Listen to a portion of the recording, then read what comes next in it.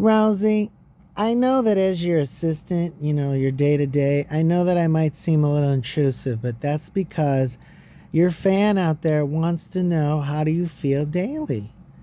And so I'm asking on behalf of your loving audience. I would like you to tell the world, how do you feel at the end of a long day at the salon? Why don't you just vent a little bit and just tell the people what they want to hear, you Well, know? first of all, I only have one fan, so I don't feel bad disappointing him or her or whoever they may be, or however they want to be addressed for that matter. But I'm just exhausted today. I'm really tired. It's been a really long day. Actually, I was thinking about reading a little letter that I got today from one of my fans at the salon. I have my side hustle. And That sounds delicious. Definitely bring that out. We need to know when you get a good customer and stuff. People want to know how good you are. well, actually, this customer was not very good and had some problems with the salon. This is the one that I was complaining about the other day. Trying to make an appointment was real difficult. We said, okay, you have to put a $25 deposit down so you can hold that appointment for 3 or 4 hours. But she just wouldn't do it. Took 5 or 6 phone calls, and finally she says, okay, I'll do it. And then she called me the day of her appointment, said, is it okay if I come in a little early? And I said, well, you can, but I'm pretty booked up, so you might still have to wait. And she said, that's okay. I can just send me the address. So I send her the address. I forgot to put the word north in there, so I did put the suite number and the zip code in there. So if you put the complete address in there, then you would have had exactly where I'm at. But apparently she did not put the right address in there, and she ended up way far away. And then her Tesla needed to be charged. So she was just real upset about it. Called the salon and said I'd given her the wrong number, the wrong address, and I found out one of my coworkers had also given her the address the day before. So if she had any questions, she obviously could have called. She could have checked it the day before. She could have charged her car the day before. Whatever. Anyways, this girl's been a problem for a couple of weeks now. I've never even met her. She was a referral. So she writes me this morning and she says, good morning. Do you have time today or tomorrow? Double question mark. Whatever that's supposed to mean. I didn't respond. I was kind of awake, but not awake enough to deal with that. So she says to me, hello. I called Robert this morning to reimburse my $50 and he resisted. I know you messed up my day when you were sending me the wrong address. First, he was saying he will reimburse my money, but now he said he doesn't. Because I am a good person, I'm not like him. I could write a Google review about you and your place, but I don't want to do that. In my heart, I know you could be a good person. Can you tell him to give you that $50? Remember with everything you do that you treat people with respect. Please tell him don't treat your unhappy customers with disrespect. This lady is so out of control. Talk about passive aggressive. Oh So my passive gosh. aggressive. It's She too sort of much. threatened me earlier and said something about if she Jeez. couldn't get in that day, she has a lot of social media followers and she was going to leave me a bad review and The tell her nerve. Ugh. followers. And The I nerve thought, of some people. The yeah, nerve. I'm not negotiating with the salon terrorists. Seriously. You can't threaten me with a That bad is. Ugh. review. That is You think that's the terrible. first time I heard somebody talk shit about me? It's Oh not. my god. I don't care.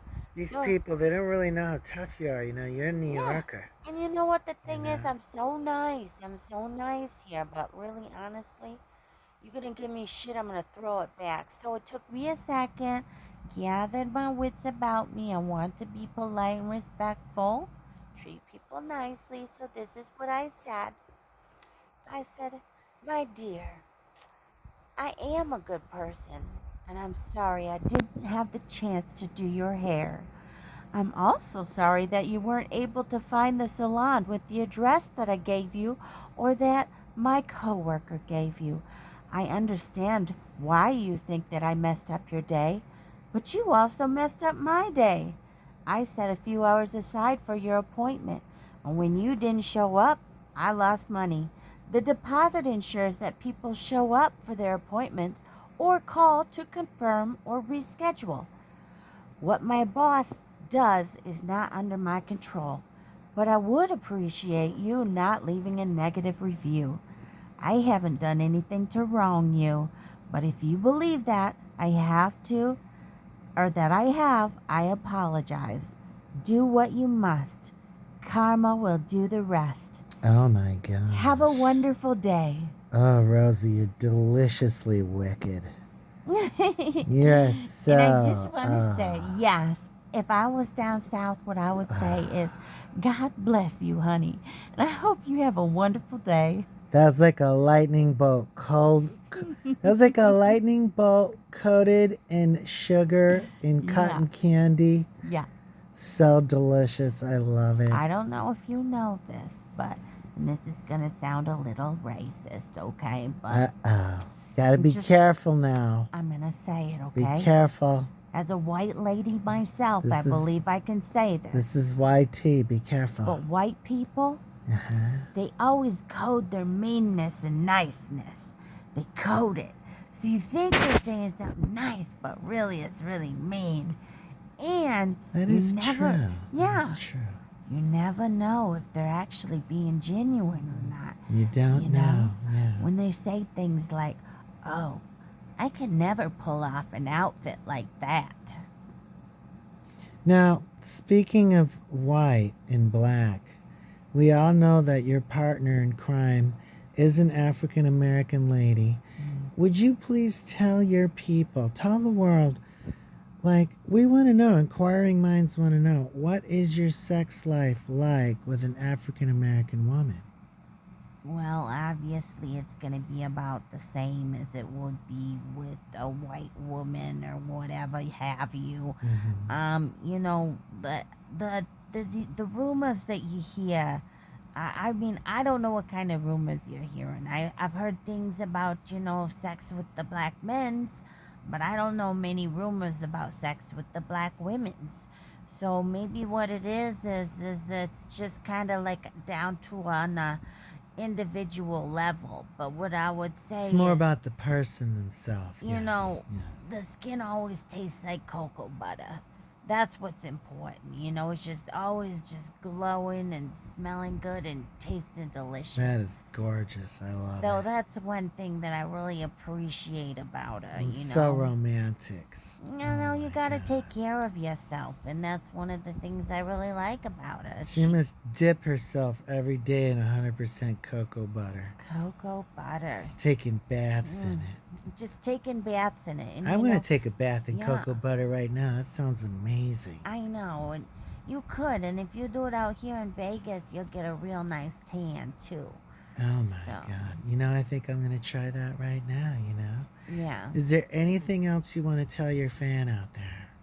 Well, I'd like my fan to know that I've had a lot of expenses recently, and with inflation and what have you, I could use a little bit more support, so just feel free to send a little more support this way. A little bit of scratch. Yeah, it's been a while since I had my nails done. It's something new I started doing for myself for like self-care and whatnot. I see. So a couple dollars your way would help a lot. Oh, it would help so much.